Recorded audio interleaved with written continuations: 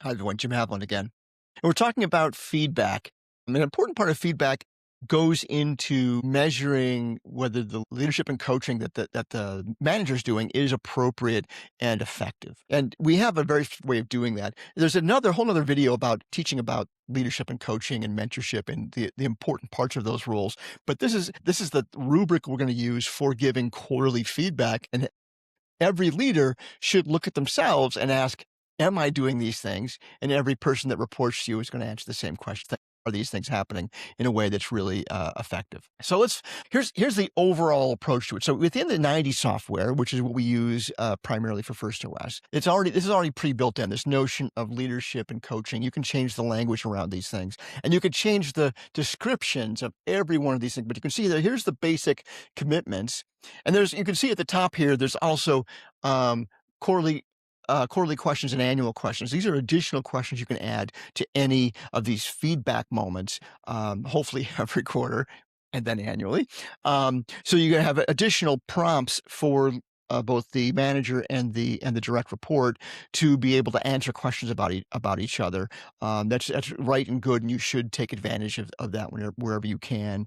But that's built into the software, so you can capture those things along with other kinds of performance measures that are already in here. But you can see there's some very specific ways we think about if you are going to be a manager, you have to be offered some leadership, and in this instance, coaching. And this is what we think those things mean. So once again, we're getting down to specifics about what it looks like. And we're going to answer the question, yes, maybe, no, on all of these. So once again, with taking the approach, this is what you should, the rubric for you should teach both the managers and the direct reports is, yes, if I can say affirmatively that I know I can think of examples of where this happens most of the time.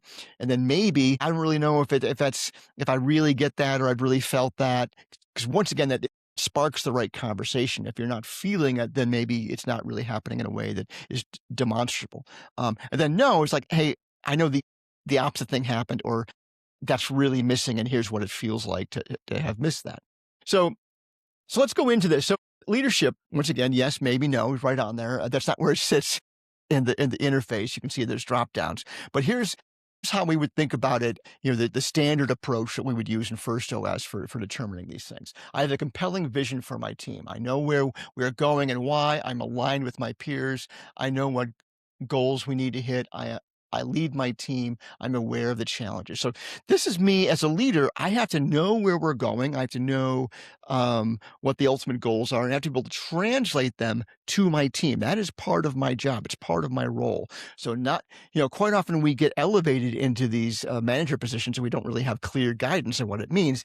That's one of the things it means. You have to be able to lead everybody into the future that we're all working towards.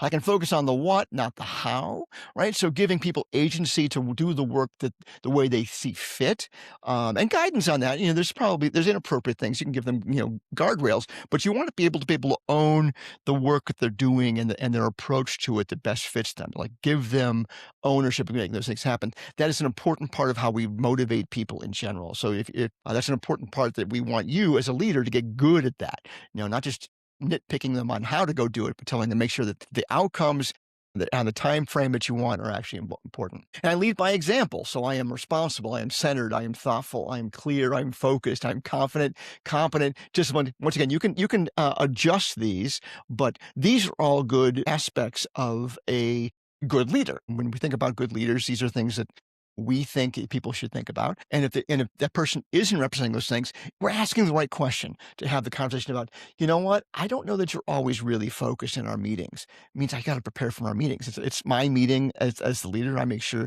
to make people feel confident coming out of it. That's my job. If you're going to be a leader, that's part of what you have to do. I provide the necessary resources. So sometimes we never ask the question, hey, what do you need? This is a great way to bring that up. Do we need additional people for this team? Do we need new processes defined or improved processes? Do I have all the tools I need to get the work done? Guess we're missing training, or there's some more tech that we're going on, or just more time to be able to focus on the things that are most important. These are all the right questions to answer. And for, you want to find out that for people that working for you, do they feel that? I can say, oh yeah, absolutely. Everything's perfect in my department as the leader, but you want to find out from all of your direct reports. I honor all the organization's core commitments. And when we talk about core commitments, that's the things that are in our vision, the ever present, unchanging parts of that. So that I honor our core values, I honor our purpose or our just cause. I'm committed to those things, and I demonstrate that I'm committed to those things. That's important if I'm going to lead people. If you're not committed to those things, then we have to learn how to disagree and commit. And demonstrate that. It's like, hey, listen, guys, I don't know if this is the right choice, but that's okay. We're going to go do it. I believe in these leaders. And if we don't get it right, we're going to have another crack at it. And the last time, I am open and transparent. And transparent isn't full disclosure. Transparent is about I share everything. I want to be as open as possible, because I know in the absence of details, people make up their own stories. So I want to make sure I can provide everything I possibly can, so people feel confident that they're working for the right thing, towards the right thing, and working together. So these were the 6 things that we talk about in leadership. And by the way, we would think about these things, yes, maybe, no, and I'm going to get a score. As the leader with this person, you could score them. This is how we'd measure my leadership abilities, is by my score here every quarter on these things. I should be able to get 5 out of 6 on a regular basis. There are always things that we're working on, and someone could give me a maybe, and you can determine as your organization how you want to score maybes. But if there's a no, this is something to work on. It's not a major problem. It's like, oh gosh, I really didn't know you felt that way. Thanks for telling me. Now I can make adjustments, and hopefully next quarter we'll do better. But being a great leader has definition in an organization that follows this, which helps everyone get better and better at it. Now, with the coaching side of this, together, the leading is about the vision side, and then the coaching is more about making sure execution is going right. Once again, 6 things that we should be good at. We turn expectations into agreements. You can probably hear me say that a lot in these videos. And that's really about making sure that we have clarity between us. Like, so when I say something, I make sure you understand it, and that I'm doing everything I possibly can to be crisp and clear with what I'm saying. And I'm giving you a chance to ask questions, and you feel comfortable asking questions. Once again, very important thing to know. And we meet at the right cadence. So every team, we suggest, has a weekly meeting that is, and it's well formed, and it's consistent in its timing and agenda. And I also have one-to-ones with my team members, and it's at different times. It might have different cadences, right? So if I have new team members, I might meet with them every day. Some, I have a particularly young team, I'll do a stand-up with everybody every day to make sure everyone's, moving the right direction and getting feedback on, what's getting in the way. Then I might go to something like, hey, and we're just going to meet once a week, or I might meet once every other week. But am I doing what I need to do to keep you on track? That's what's important there, because that's the job of being a good coach as a manager. We work together to help you grow. So do I have a vision for how you're going to get better? And do I align that vision with you, so we can work well together on that?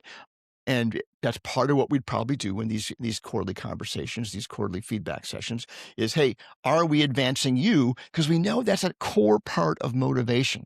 If people feel like they're learning and growing in their work, then they're much more engaged, and their satisfaction with their work is much better. We know that just because we're all humans, and that's how humans work. So we want to make sure that we're getting feedback, and whether we're making that part of the environment that we're creating for people that work for us. Am I communicating well? And this is a pretty broad statement, but am I communicating in ways that you understand, that I'm being clear, I work at it, right?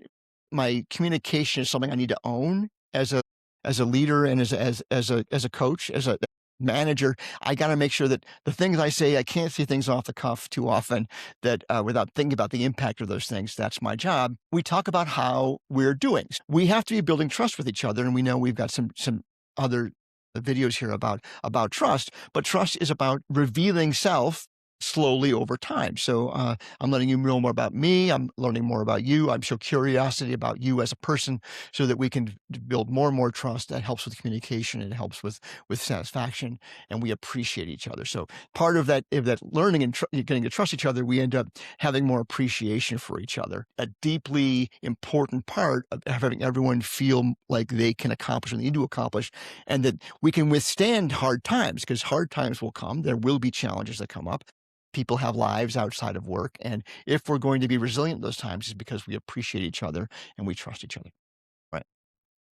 All right. So last couple of things here. So we expect there to be different types of one-on-ones, and there's a specific part of 90 that deals with one-on-ones. But we expect that first of all that visionaries and integrators, visionaries and operators, whatever the founding leadership group is, that they have same page meetings. They're supposed to be representing a united front whenever they talk to the rest of the organization. But it should have a regular cadence and a regular agenda like all the other ones. During onboarding, we expect that the manager has basically what we just took you through with the quarterly conversation every month for those first 3 months, because you really want to make sure people don't get off on the wrong foot.